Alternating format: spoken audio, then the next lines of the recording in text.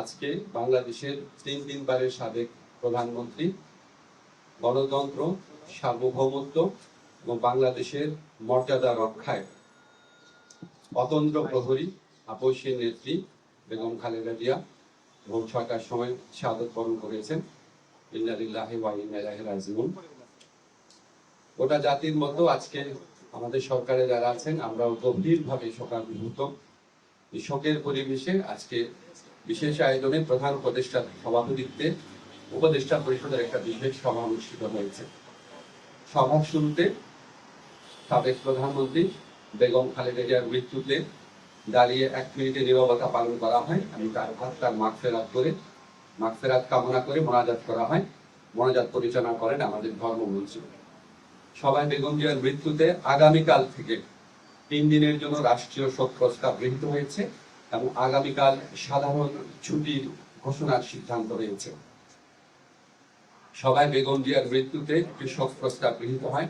শোক প্রস্তাব পাঠ করেন আমাদের তথ্য এবং পরিবেশ উপদেষ্টা। সবাই সিদ্ধান্ত হয় যে বাংলাদেশে যত দূতাবাস আছে পৃথিবীর বিভিন্ন প্রান্তে সেখানে শোক বই খোলা হবে। সভায় বিশেষ আমন্ত্রণে অংশ নেন বিএনপির মহাসচিব জনাব মির্জা ফখরুল ইসলাম আলমগীর।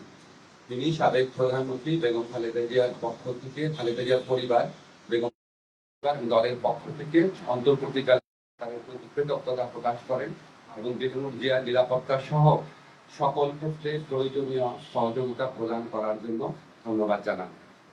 মির্জা ফখরুল ইসলাম আলমগীর সাহেব আমাদের সভাকে অবহিত করেন যে আগামীকাল বুধবার বাদ জোহর জাতীয় সংসদের দক্ষিণ প্লাজা এবং এর সংলগ্ন মানিক মিয়া এভিনিউতে বেগম খালেদা জিয়ার জানাজা অনুষ্ঠিত হবে।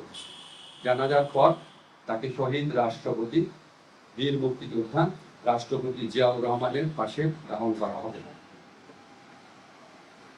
ওনার দাফন করা হবে শহীদ রাষ্ট্রপতি জিয়াউর রহমানের পাশে। আজকে সবাই বেগম জিয়ার দাফন এবং জানাজা সম্পর্কিত বিষয়ে সরকার সব ধরনের সহযোগিতা প্রদান করবে বলে জানিয়েছেন মাননীয় প্রধান উপদেষ্টা। মাননীয় প্রধান উপদেষ্টা ডক্টর মোহাম্মদ ইউনূস সভায় বেগম জিয়ার বিষয়ে বিভিন্ন স্মৃতিচারণ করেন। একটা কথা বলতেই হচ্ছে যে উনি আমাদেরকে মনে করিয়ে দেন শেষ যখন দেখা হয়েছিল বেগম জিয়া ওনার সাথে একান্তে অনেকক্ষণ কথা বলেছিল। আপনারা জানেন সেনা সদরে যে অনুষ্ঠিত হয়েছে প্রোগ্রাম, সেখানে উনি অত্যন্ত সুন্দর ছিলেন, সবার সাথে কথা বলেছেন এবং উনি স্মৃতিচারণ করেছেন মাননীয় প্রধান উপদেষ্টা। এবং উনি এটা বারবার বলেছেন যে আজকে এরকম এক জাতির এই বিশেষ মুহূর্তে আমাদের বেগম খালেদা জিয়ার উপস্থিতি অনেক প্রয়োজন ছিল। গোটা জাতি ওনার জন্য দোয়া করেছে, আল্লাহর ইচ্ছা উনি চলে গেছেন। কিন্তু বাংলাদেশের ইতিহাসে, বাংলাদেশের প্রতিটি মানুষের হৃদয়ে, বাংলাদেশের প্রতিটি আত্মমর্যাদাশীল গণতন্ত্রকামী দেশপ্রেমিক মানুষের হৃদয়ে ওনার অবস্থান অক্ষয় অবিনশ্বর হয়ে থাকবে। আমি ব্যক্তিগতভাবে মনে করি বাংলাদেশের ইতিহাসে এত শ্রদ্ধা, এত সম্মান, এত ভালোবাসা নিয়ে এরকম একজন নেতৃত্ব চলে যাওয়া এটা একটা বিশেষ মুহূর্ত এবং আমরা বাংলাদেশের প্রতিটা মানুষ এই শোকে একত্রিত হয়েছি। একত্রে আমরা আগামীকাল শোক দিবস পালন করবো, এরপরে বিভিন্ন শোক দিবস পালন করবো। সবাই আমরা বেগম খালেদা জিয়ার প্রতি যথার্থ সম্মান প্রদর্শনের জন্য ওনার যে জানাজা হবে এবং ওনার যে দাফন কাজ হবে সেটা আমরা অত্যন্ত শৃঙ্খলার সাথে আফগান পরিবেশে আমরা আমাদের সবার দায়িত্ববোধ থেকে সুশৃঙ্খলভাবে এই অনুষ্ঠানগুলো আমরা দাফন এবং জানাজার যে কর্মসূচি রয়েছে সেগুলো আমরা পালন করবো, এই প্রত্যাশা আমরা ব্যক্ত করছি।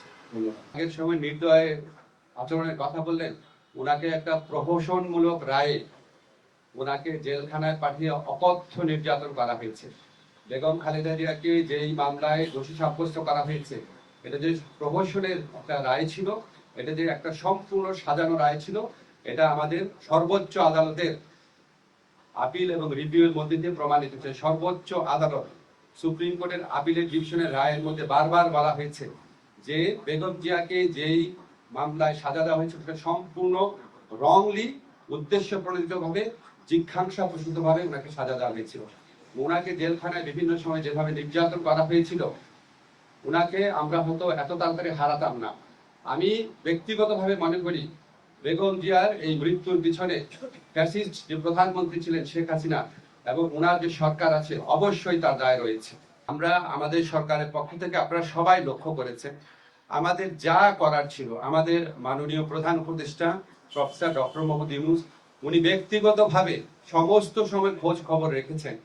যা দরকার ছিল, ওনার যদি আবার বিদেশে পাঠানোর মতো অবস্থা থাকতো, অবশ্যই আমাদের সরকারের পক্ষ থেকে সর্বাত্মক সহযোগিতা করা হতো।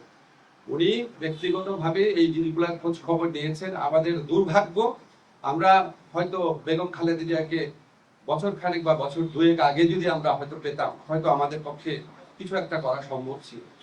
আল্লাহর ইচ্ছা উনি চলে গেছে।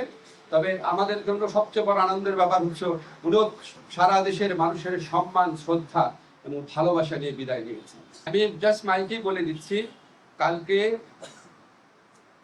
মাননীয় প্রধান উপদেষ্টার নির্দেশ ক্রমে আগামীকাল জানাজা এবং দাফন অনুষ্ঠান সার্বিকভাবে কোঅর্ডিনেশন করার জন্য 12:30টার সময় এখনই আমরা স্বরাষ্ট্র মন্ত্রণালয়ে বসছি। এছাড়াও বিভিন্নভাবে কোঅর্ডিনেট করা হচ্ছে। আমরা চাই এই আগামীকালের যে জানাজা এবং দাফন এটা যেন সুশৃঙ্খলভাবে অনুষ্ঠিত হয়। আপনারা সবাই সহযোগিতা করবেন। আপনারা গণমাধ্যম এই স্বৈরাচারী ফ্যাসিস্ট সরকারের পতনের পর যেভাবে সরকারকে বিভিন্ন কাজে সহযোগিতা করছেন, আমরা সত্যি কৃতজ্ঞ। আগামীকাল ইনশাআল্লাহ আমরা আপনাদের সহযোগিতা পাবো। ধন্যবাদ।